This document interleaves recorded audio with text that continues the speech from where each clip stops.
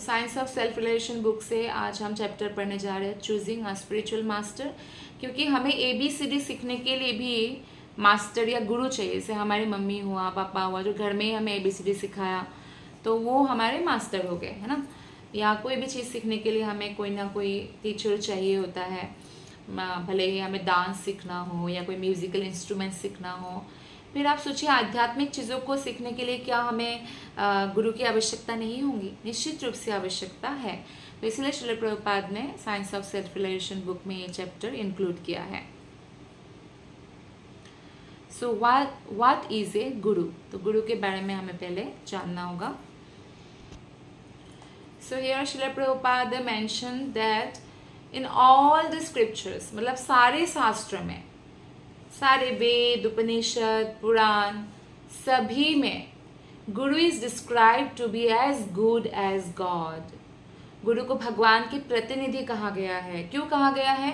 क्योंकि गुरु हमें भगवान तक ले जाते हैं।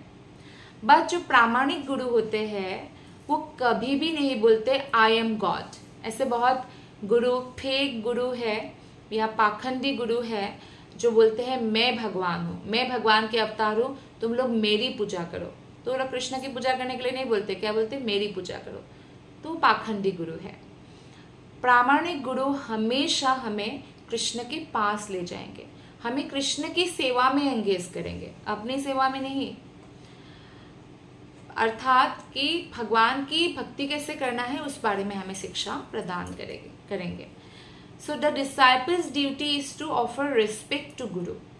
तो हम सभी गुरु, भले ही हमें कोई मेटेरियलिस्टिक भी सिखाया हो, ABCD या कुछ भी, हमें रिस्पेक्ट करना चाहिए। तो आप सोचिए जो आत्मा के बारे में हमें ज्ञान दे रहे हैं उनको हमें कितना रिस्पेक्ट करना चाहिए। वो क्यों? इसलिए नहीं कि सिर्फ रिस्पेक्ट करना चाहिए, नहीं, कृष्ण की प्रसन्नता के लिए।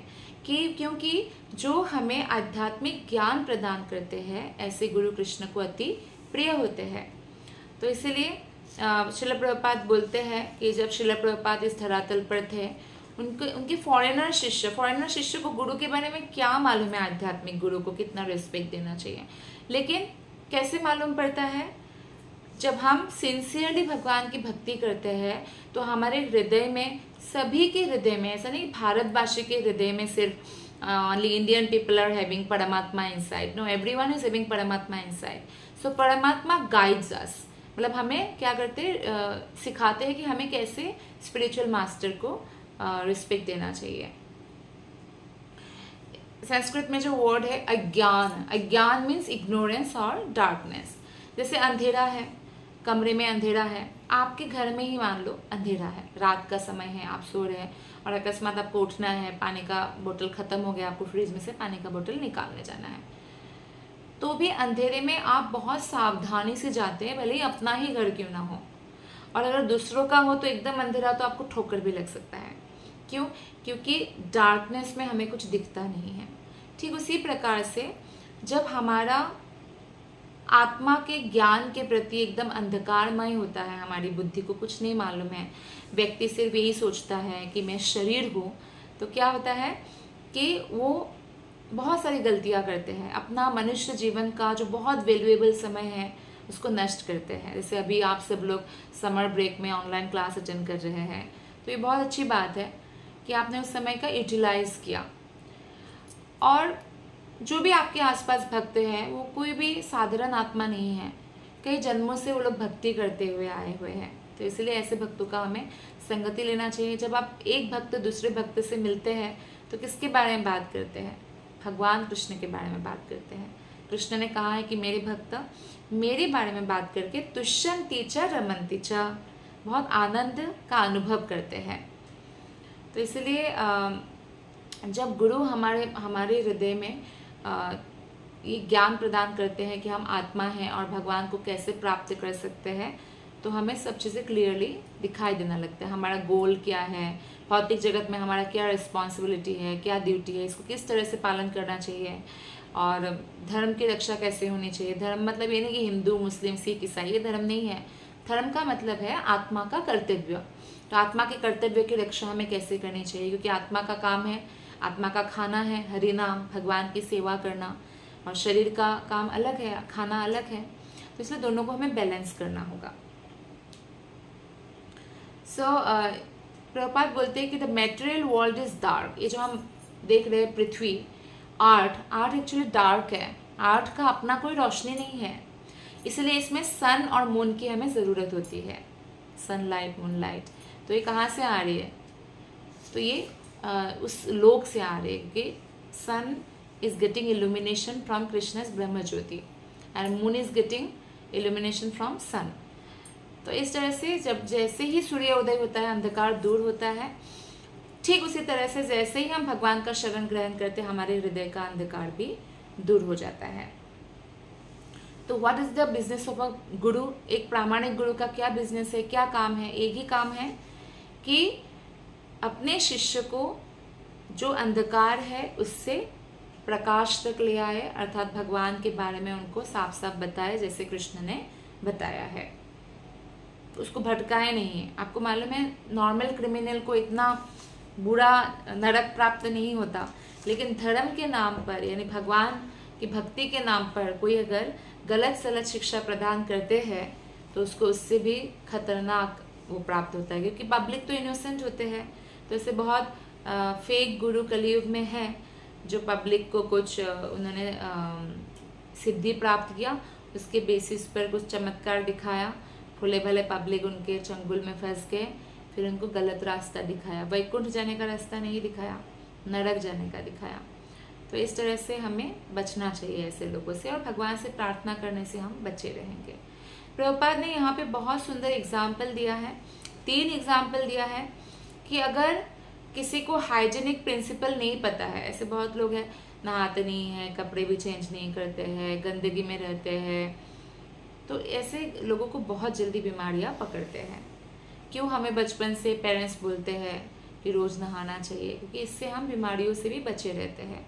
हाइजीनिक रहना चाहिए, नहीं तो बहुत जल्दी जो भी बीमारी है वो पकड़ लेता है व्यक्ति को।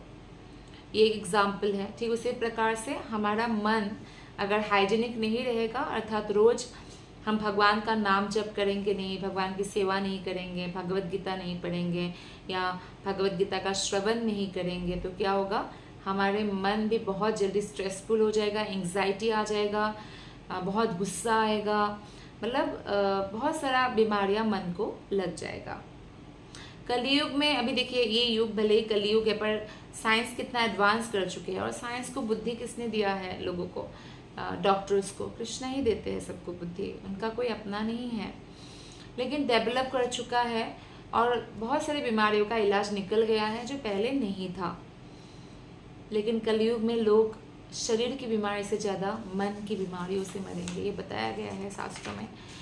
उनका मन इतना रेस्टलेस हो जाएगा वो, क्योंकि वो कोई नियम नहीं पालन करते। एक छोटा सा एग्जाम्पल मैं आपके सामने रखूंगी, जैसे लिव इन रिलेशनशिप है ना, सरकार ने भी उसको वैध कर दिया, लेकिन लिव इन रिलेशनशिप में जब कोई जाते हैं पहली बार, हो सकता है उनको बहुत अच्छा लगे, लेकिन कुछ समय रहने के बाद लड़ाइयाँ होने लगती है, क्योंकि टॉलरेंस पावर नहीं है, फिर उस लिव इन से वो दूसरे लिव इन में जाते हैं।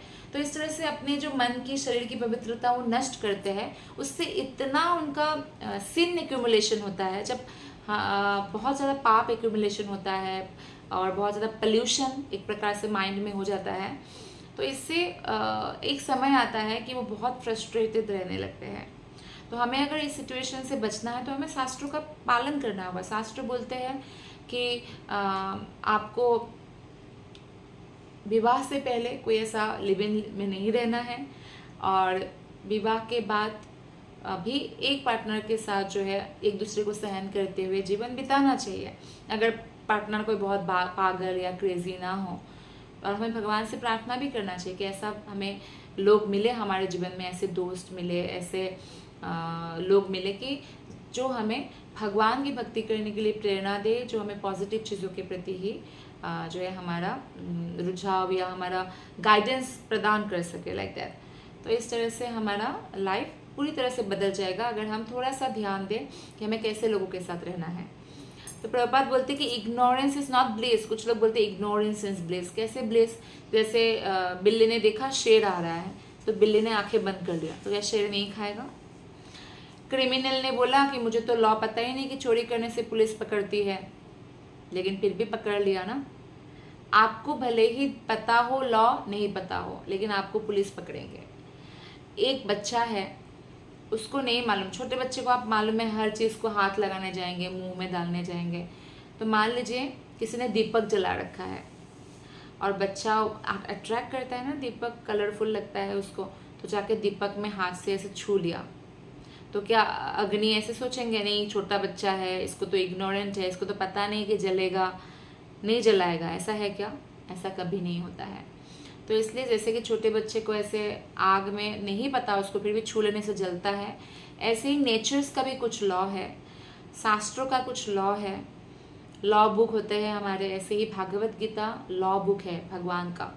तो उसके हिसाब से अगर हमने अपने जीवन को नहीं चलाया तो उसका कॉन्सिक्वेंसेस हमें भुगतना पड़ेगा, because there is no excuse.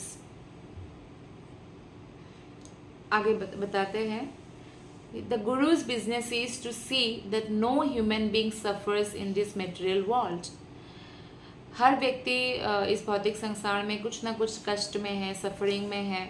तो हमें क्या करना चाहिए कि हमें इस भौतिक जगत से निकल के आध्यात्मिक जगत जाने का प्रयत्न करना चाहिए, तो हम सफरिंग नहीं मिलेगा।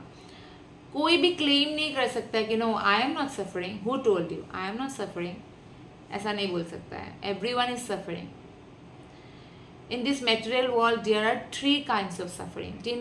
तीन तरह की सफरिंग है, दुख है। एक है आध्यात्मिका। आध्यात्मिका मतलब यहाँ पे स्पिरिचुअल नहीं है। आध्यात्मिका मतलब होता है जो आपके शरीर आपको दुख देता है, मन दुख देता है, मतलब खुद से जो दुख उत्पन्न होता है। शरीर में बीमारियां हो गया, दुख हो गया मन को। मन कुछ बात सोच सोच के दुखी हो रहा है, दुखी हो रहा है, दुखी हो रहा है।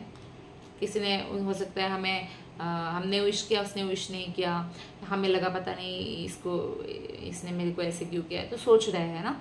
तो अपने मन से उत्पन्न दुख को बोलेंगे, और शरीर से आध्यात्मिक दुख। दूसरा है आदि भौतिक दुख। आदि भौतिक दुख यानी दूसरा कोई हमें दुख देगा, जैसे मच्छर ने काट लिया, किसी को कुत्ते ने काट लिया, और मान लीजिए बॉस ने डांट दिया, या घर मम्मी पापा ने डांट दिया, तो ये जो है दुख है उसको बोलते हैं आदि भौतिक दुख। और दुख होते हैं आदि दैविक। आदि दैविक मतलब जो देवताओं के द्वारा दिया गया दुख है, क्योंकि हम धर्म में नहीं चलते हैं। अब देखिए भारत में पहले इतना प्राकृतिक विपत्ति नहीं आती थी, लेकिन क्योंकि लोग भक्ति को छोड़कर जो है पूरा मेटेरियलिस्टिक हो चुके हैं, बाहर की कंट्रीज में बहुत तूफान आता है, भूकंप आता रहता है, ये देवताओं के द्वारा दिया गया दुख है। क्योंकि जब व्यक्ति भक्ति नहीं करेंगे, धर्मपूर्वक आचरण नहीं करेंगे, तो देवताएं हमें प्राकृतिक विपत्तियां देंगे, जैसे कि एक्सेसिव बारिश होना, फ्लड आ जाना, सूखा पड़ जाना, या बारिश ही नहीं होना ना। बारिश किसका कार्य है? इंद्र देवता का कार्य है, वो राजा है स्वर्ग के। या भूकंप आ गया, बहुत लोग मर गए, जैसे नेपाल में बहुत लोग मर गए थे, आपको पता है।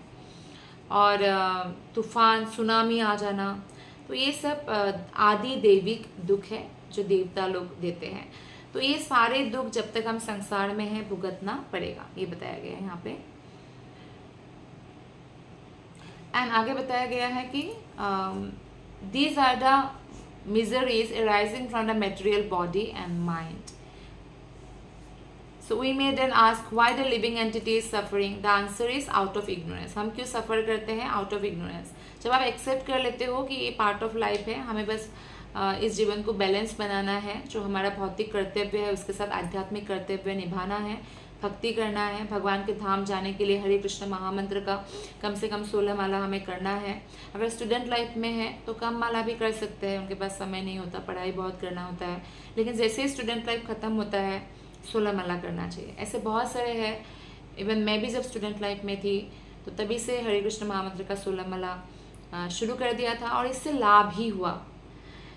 तो कई बार ऐसा होता है कि जो एग्ज़ाम में आता है वही हम लोग पढ़ के जाते हैं। तो ये सब बुद्धि कौन देते हैं? भगवान देते हैं, क्योंकि हम भगवान के चिंतन कर रहे हैं, भगवान के बारे में हम दूसरों से चर्चा कर रहे हैं, भगवान का नाम जप कर रहे हैं, इसलिए। तो यहाँ पे श्रील प्रभुपाद जी बताते हैं कि we send our children to school to save them from suffering. Parents जो आपको स्कूल कॉलेज भेजते हैं, क्यों भेजते हैं? क्योंकि अगर आप नहीं पढ़ाई करेंगे तो हो सकता है आपको फिजिकल मेहनत करने वाला बहुत सारा काम करना पड़े। लेकिन अगर आप अच्छे खासे पढ़ जाएंगे, पढ़ लिख जाएंगे, तो एटलीस्ट थोड़ा सा आराम का नौकरी मिलेगा, सैलरी थोड़ा हाई होंगी, आपका लाइफस्टाइल थोड़ा बढ़िया होगा, नहीं तो आप सफ़र करेंगे, है ना। तो इसलिए पेरेंट्स ये सोचते हुए कि हमें स्कूल और कॉलेज में भेजते हैं, डांटते हैं नहीं पढ़ते हैं तो इस तरह से जो आध्यात्मिक गुरु है वो भी हमें देखते हैं, due to ignorance we are suffering in this material world and because we have no knowledge about God, no knowledge about soul.